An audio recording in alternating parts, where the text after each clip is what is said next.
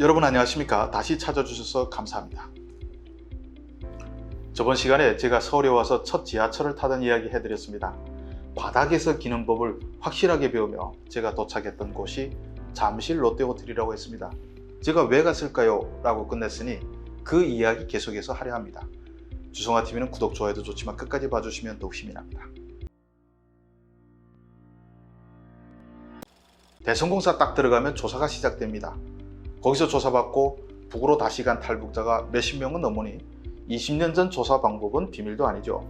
저의 경우 우선 독방에 들어가게 한 뒤 종이를 이만큼 두터운 걸 갖고 오더니 지금까지 살았던 것을 펜으로 100페이지 이상 쓰라고 하더군요. 한마디로 삶의 일대기를 쓰라는 것인데 좀 더 멋있게 말하면 주성아 동지의 회고록이 되겠습니다. 그런데 지금 손으로 100페이지 쓰라고 하면 미쳤냐 하면서 제가 가능한 최고 능력치의 반항을 할 것이지만 그때는 그렇지 않았습니다.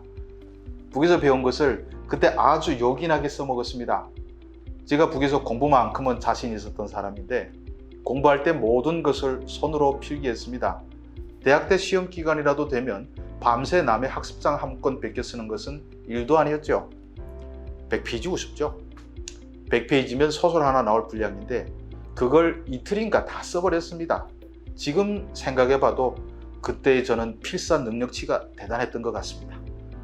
여담이지만 이 능력을 동아일보 입사에서도 한 번 더 써먹었습니다. 수습기간에 뭘 잘못했다고 오전 11시쯤에 지시하기를 밤 12시까지 반성문 50페이지를 손으로 써서 갖고 오랍니다.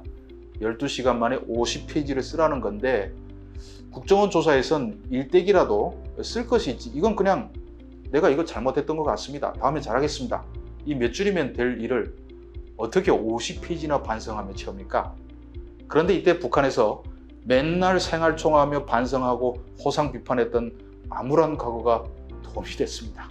잘못이 없어도 잘못했다고 반성한다고 20년을 생활총화하며 살다 보니 글쎄 제가 12시간 동안에 50페이지를 구구절절 반성문 볼펜으로 써서 가져갔다는 거 아닙니까? 생활총화 만든 김정일 덕분에 그런 쓰잘데기 없는 능력이 생겼죠.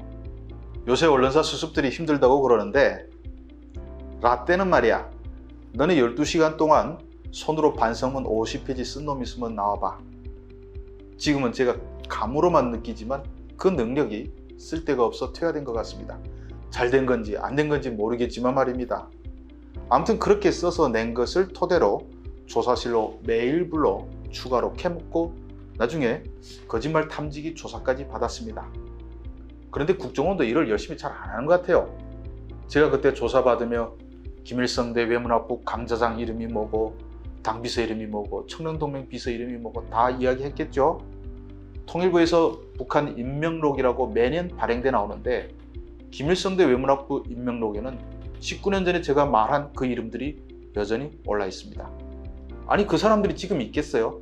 벌써 돌아가신 분들도 있는데 이분들이 19년째 학부장이고 당비서고 그럽니다. 그러니까 정부가 발행한 북한 인명록 제가 믿겠습니까? 안 믿습니다. 개판입니다. 제가 인천공항에 들어올 때 누가 간만에 쓸만한 사람이 왔다고 전화했던 것을 제가 엿들었다고 했죠. 저는 정말 쓸만한 사람인지 조사가 끝나고 롯데호텔에 가는 영광이 차려진 것입니다. 왜 갔냐? 추가 조사를 위해서 갔죠. 왜 거기 데려다 했는지는 모르겠지만 대성공사에 들어올 보안 등급이 안 되는 부서에게 제 증언이 필요했던 것 같습니다. 대성공사에서 조사받아도 누구나 이렇게 외부 데려가 추가 조사하는 것은 아닙니다. 화려한 잠실 롯데호텔에 입이 딱 벌어져서 따라가니 데리고 간 요원이 한 방문 앞에 데려가서 여기서 일 보고 나오라고 하고는 자기는 나갑니다. 방에 딱 들어갔는데 미모의 젊은 여성 2명이 침대에 앉아있다가 저를 맞아줍니다. 여긴 어디고 이 여성들은 누구이고 나는 왜 여기 왔나. 머리가 복잡해지기 시작했는데 알고 보면 간단해요. 추가 조사 때문에 간 거죠.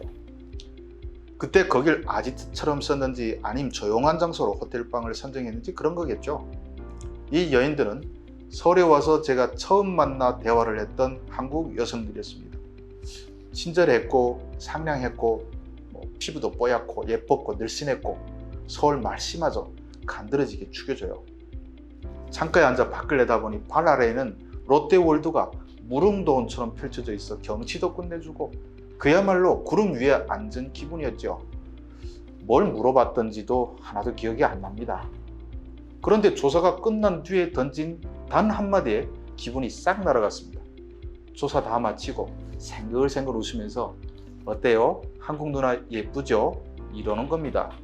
지금이라면 입꼬리 살짝 올리면서 피식 웃어주면 될 일인데 그때는 왜 그 말이 거슬렀는지 모르겠습니다. 이런 싸가지 없는 오빠 놀리냐? 이런 생각이 들었습니다. 왜냐? 이쁜 거 인정해요. 문제는 그 여성들이 저보다 몇 살 어려 보였다는 겁니다. 북한에서 온 저는 거늙어 보였고 또 북에서 그 정도 페이스면 다 20대 초반이나 될 겁니다. 저도 대답하면서 어린애들이 수고 많네 이러고 있었는데 갑자기 자기가 누나래요. 요것들이 내가 북에서 왔다고 순진하고 순박한 것은 어떻게 알고 이렇게 놀리네, 이런 생각이 들어서 기분이 잡쳤죠.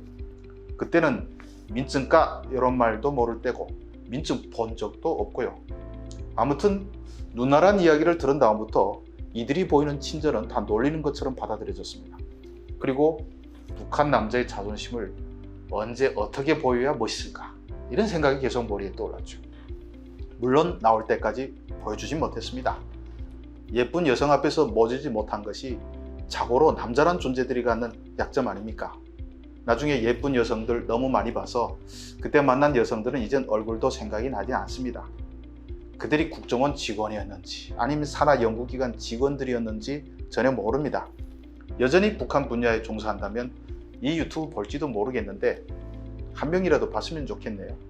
누나인지 제가 확인은 못했지만 누나가 맞다면 이젠 손자도 봤을지도 모를 나이가 됐을 건데 이걸 보면서 야, 제가 그때 누나 예쁘지? 이런 말에 엄청 충격받았대 라며 까르르 웃어줘도 좋습니다. 그런데 그게 19년 전 이야기고 지금도 저는 여성들 보면 나이를 잘 모르겠습니다. 어떻게 세월이 흐를수록 한국 여성들은 점점 젊어지는 것 같습니다. 여전히 저는 젊은 여성을 보면 30대인지 20대인지 구분이 잘 안 돼요. 나이 듣고 충격 먹을 때가 많습니다. 이것이 교정이 필요한 병인지 아니면 젊게 사는 건지 잘 모르겠습니다. 오늘 이야기 들을만 했다면 좋아요, 구독 눌러주시고 가시라요. 이틀 뒤에 다른 이야기로 또 찾아오겠습니다. 시청해 주셔서 감사합니다.